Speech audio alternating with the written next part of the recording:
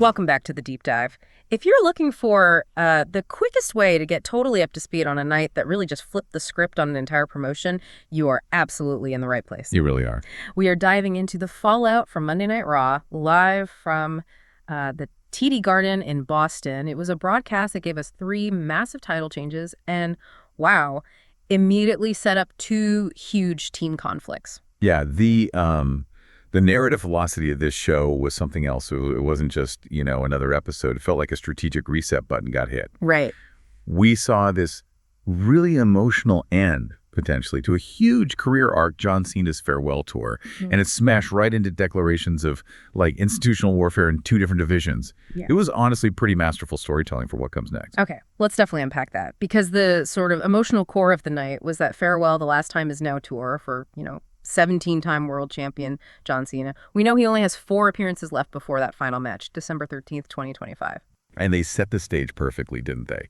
Triple H was out there really cementing Cena's legacy, calling him the greatest of all time, putting that stamp on his impact.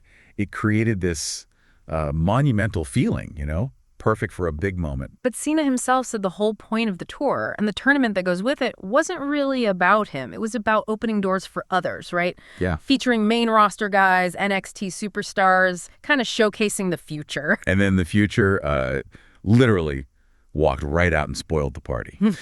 Dirty Dominik Mysterio comes out wearing the AAA Mega Heavyweight title and, crucially for this bit, the WWE Intercontinental Championship. Right. Interrupts Cena's whole heartfelt thing, claims he's the future, tells the old man Cena to get out of the way, just dripping with arrogance. And that arrogance. Management jumped all over it. Dominik got a bit too full of himself, saying he'd beat Cena anytime, any place. Triple H heard that and bang, impromptu Intercontinental title match right then and there. Which, raises an interesting question, doesn't it? The strategic cost versus the emotional payoff. Okay, Cena winning was a huge moment, absolutely. But did it maybe hurt Dominik Mysterio's momentum, sacrificing a double champ like that for the feel-good win? That's a fair point. You could argue, though, that it elevates the IC title itself, having Cena's name attached now, maybe more than it hurt Dominik long-term. But, regardless of the cost-benefit analysis, the result was clear. John Cena hits the attitude adjustment, gets the pin. And the sources pointed out, it wasn't just a straightforward win. There was drama baked in, to make it feel earned against a cheat. 2 things.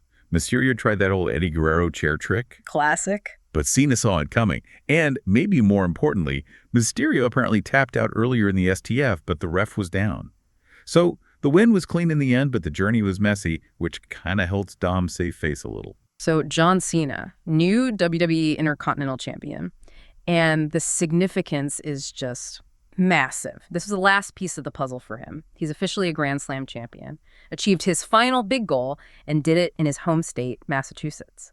But what's really interesting strategically is how fast that sentiment got flipped into opportunity.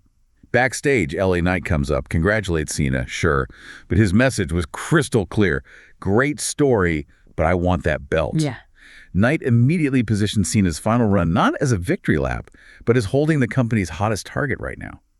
That Grand Slam title isn't a museum piece, it's the prize. That is exactly how you open new chapters. Sentimental moment closes with the title win. Next chapter opens with a huge target painted on it. Okay, shifting gears completely now. Let's talk about the second massive conflict, the Vision. This whole thing kicked off with CM Punk getting betrayed by Logan Paul. Right, Logan joined the faction. And Punk came out demanding answers, basically calling Logan Paul out. And Logan Paul's reason for turning. It was pretty chilling, actually. And really speaks to what the Vision is all about. Yeah. He said he was just taking Paul Heyman's advice. Anyone who doesn't join them gets put out of commission. It's not just about belts for them, it's total control. Eliminate or assimilate.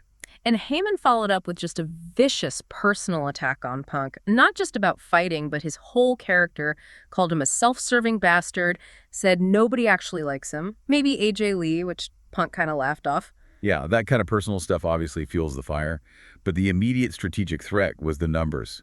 It looked like Punk was facing Heyman, Bronson Reed, and Braun Breaker backing Logan Paul. 3-on-1, basically. But Punk wasn't alone for long. The backup arrived fast. First, Jey Uso hits the ring. Huge pop for Jey. Oh, yeah. And then the WWE champion Cody Rhodes comes out. Suddenly, the odds are even, and the ring just explodes into chaos. And that brawl was a statement. Cody grabbed a chair, took out Breaker. The Vision got completely cleared out, run off. And right after that, with the ring cleared, Punk gets on the mic and demands team payback. Now. And this is where the whole show just shifted into, like, war mode. Adam Pearce comes out, but he brings William Regal with him for the announcement. And Regal, man, his delivery sold it. One word, just belted out. War Games. Boom. First one of the night announced. Just like that. 2 potentially company-defining team battles declared in, maybe 45 minutes of TV time, if you count the women's one later. That's rapid escalation. But you mentioned Cena wanting to open chapters for others. Let's quickly touch on who's actually stepping up in his tournament. The last time is now result. Good point. Yeah, amidst all the chaos, we did get some clarity there. 2 first-round matches happened. First up, Rusev got the win over Damian Priest. But there's an asterisk there, right? Priest was clearly struggling with that eye injury he got from Aleister Black. It just shows how any weakness, gets exploited immediately. Absolutely. Then we had Sheamus beating Shinsuke Nakamura with a brogue kick. That was a hard-hitting match, but what stood out was the respect afterwards. Nakamura actually raised Sheamus's hand, kind of puts Sheamus on the map as a dark horse in this thing. Definitely. And looking ahead to next week on Raw, the tournament heats up even more. We've got 2 really interesting first-rounders. Javon Evans faces the returning Gunther. Ooh, that's going to be stiff. Yeah. Big test for Evans. And then Solo Sikoa is facing, mystery opponent, just opponent to be named. That always gets you thinking, right? Who's important enough to keep secret? Always does. Also next week, title match set for Madison Square Garden. Maxine Dupree gets her shot against Becky Lynch for the Women's Intercontinental Championship. Adam Pearce gave her the good news, but Lynch immediately attacked her, basically saying, "Welcome to the big leagues, kid. You're not ready." Sets a hostile tone for MSG. Very aggressive build, yeah. Okay, let's pivot to the women's division, because honestly, this might have been the most shocking part of the whole night. Led to the 3rd title change and the 2nd War Games announcement.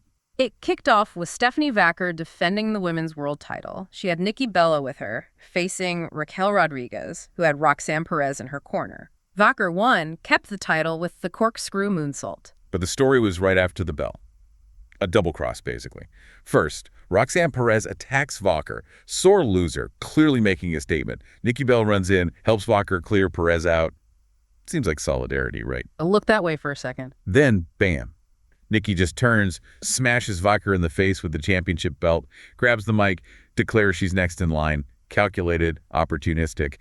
Completely skipped the cue. The ultimate opportunist move, yeah. But the biggest title shakeup was the main event. Women's Tag Team Championships on the line. The Kabuki Warriors, Asuka and Kairi Sane, challenging Alexa Bliss and Charlotte Flair. And the Kabuki Warriors won. 3rd title change of the night. But it was pure faction warfare that did it.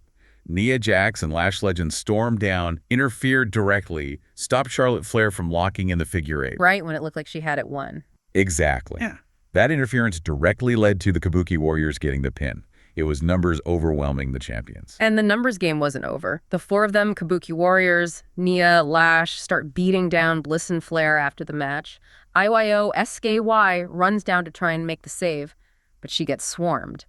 4-on-1. Then came the real game changer. Rhea Ripley returns, comes out wearing a mask, hits the ring, and just demolishes all 4 of them. Cleans house completely, sends them scrambling. It wasn't just a save, it was a statement of dominance. And just as the show's going off the air, Ripley grabs a microphone, channels William Regal from earlier, and makes the announcement. War Games for the women's division 2. Instantly defines the entire landscape. You've got this massive heel faction, Kabuki Warriors, Jax, Legend now facing Ripley and whoever she recruits. It's not just a feud anymore. It's a battle for control. Total structural conflict declared. So what does this all boil down to for you, the listener? Well, it was a night of huge strategic shifts. We saw Cena complete his journey, that 20-year arc, with the Grand Slam title. That chapter closes.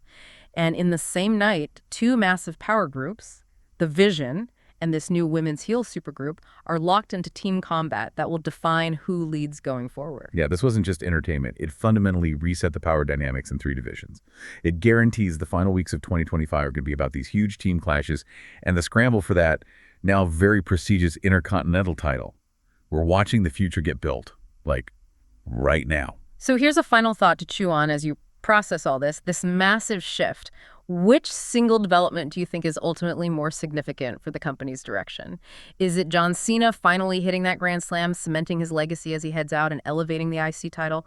Or is it the twin declarations of War Games, immediately forcing these huge team showdowns that are going to structurally dictate the leadership of both the men's and women's divisions for, well, the foreseeable future? That's the question, isn't it? The emotional historical closure versus the immediate future-defining strategic warfare. Which matters more right now? We'll leave you with that one. Thanks for joining us on The Deep Dive. We'll see you next time.